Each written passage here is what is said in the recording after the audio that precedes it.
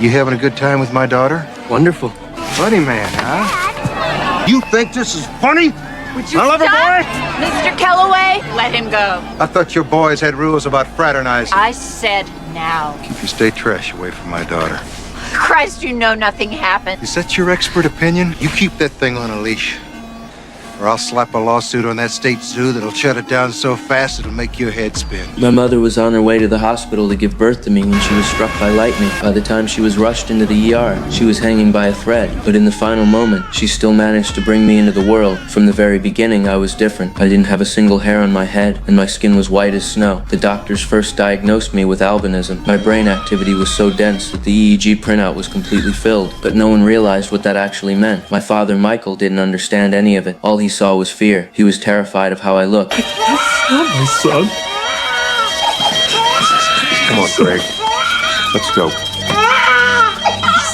You don't need this. For Christ's sake, let's go. So he locked me in a dark basement and handed me off to my grandfather to watch over. My grandfather died. Then two strangers showed up at our house. Sheriff Johnson and Emily, the director of an orphanage. They'd heard I'd been cut off from the world for 18 whole years, with no formal education of any kind. The neighbors say he may be retarded. One of them says deformed.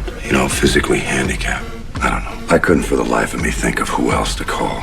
He's scared enough, and I thought maybe you could come down and talk him out of there without us having to go down and drag him out. The neighbors talk about him like he's some kind of a phantom. I haven't met one yet that ever had a good look at him. What are you telling me? That the old folks may have kept him down there. Like some kind of a family secret.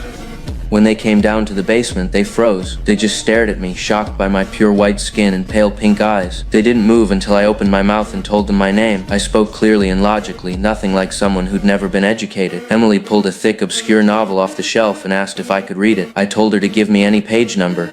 216. The next second, I started reciting that page word for word, every letter, every bit of punctuation, exactly the same. I told him I could recite every single book in the basement. There were at least 1,000 of them piled up down there. From the look on her face, she was stunned by what I could do. But what they didn't know was that was only one of my abilities. The moment I stepped back outside, every parked car started honking at the exact same time. The sheriff looked up and saw the roof absolutely covered in lightning rods. They had no idea what that meant. But I did. Lightning was never done with me.